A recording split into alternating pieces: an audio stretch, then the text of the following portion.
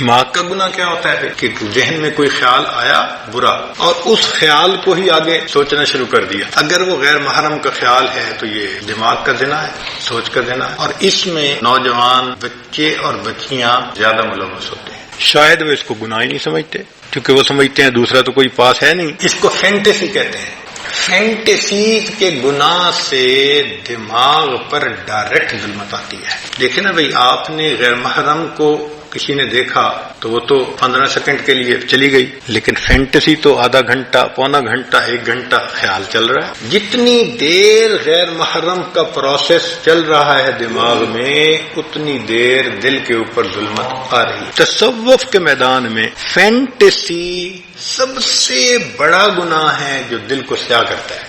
ہم برے خیال سے بچ نہیں سکتے، وہ آئے گا مگر ہم اس کو جھٹک تو سکتے ہیں نا. تو شریعت کہتی ہے کہ تم جھٹک دو. دیکھیں حضرت سید وار حسین شاہ رحمۃ اللہ علیہ کہا کرتے تھے کہ ٹریفک پولیس کا ایک آدمی چوراہے پہ کھڑا ہوتا ہے، اس کا کام ہوتا ہے کہ بھئی تم نے یہاں پر ٹریفک جیم نہیں ہونے دینے، لہذا دائیں طرف سے ٹریفک آتی ہے تو وہ بائیں طرف، اور بائیں سے ٹریفک آتی ہے تو دائیں طرف، آگے سے آتی ہے تو پیچھے، پیچھے سے آتی ہے تو آگے، ان کو چلاتا رہتا ہے. جب تک ٹریفک اپنی اپنی طرف چلتی رہے گی وہ ایک کامیاب ٹریفک کنٹرولر سمجھا جائے گا. اس کو انعام بھی ملے گا، تنخواہ بھی ملے گی، اس کو اپریسیشن کے لیٹر بھی ملے گا. اور وہی بندہ اگر چوراہے پہ کھڑا ہو اور جو گاڑی آ کے چوراہے میں رک جائے کو پوچھے ہی نہ تو کیا ہوگا؟ ٹریفک جام ہو جائے گی، تو اس کی ڈیوٹی بدلتی جائے گی، ہو سکتا ہے اس کو نوکری سے نکال دیا جائے. تو دماغ بھی چوراہے کی مانند ہے، اس میں نیک خیال بھی آتے ہیں، برے بھی آتے ہیں. شریعت کہتی ہے کہ نیک ہیں تو سوچو بے شک، اور اگر برا ہے تو ذہن سے جھٹک دو، جمنے نہ دو.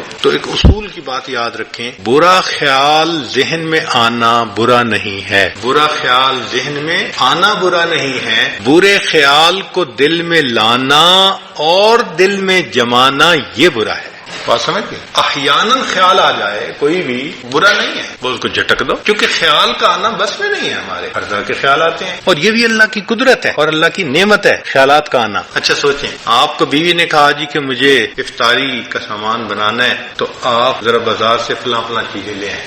آپ گھر سے نکلے، راستے میں ایک بہت اسکول کے زمانے کا دوست مل گیا، 15-20 سال کے بعد ملاقات ہوئی، بڑا اچھا لگا، آپ اس سے حال احوال پوچھنے لگے، بات چیت کرنے لگے. مگر جب آپ اس سے بات کر رہے ہیں تو آپ کے ذہن میں بار بار خیال آ رہا ہے کہ مجھے چیزیں پہنچانی ہے. ہر 2-4 منٹ بعد پھر آپ اگلی بات کرتے ہیں، پھر ذہن میں خیال آتا ہے. اگر یہ خیال نہ آتا اور آپ جس خیال میں لگے ہیں وہی ہوتا تو آپ کو تو وہیں کھڑے کھڑے افطاری کا وقت ہو جاتا، اور گھر آتے تو پھر آپ کی افطاری بہت اچھی ہوتی.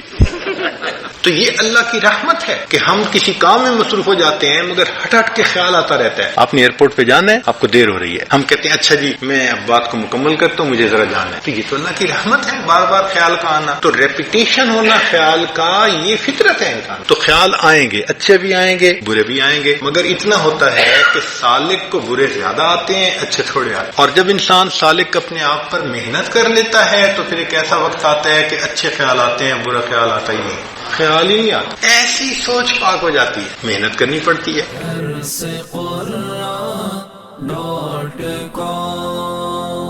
www.darsequran.com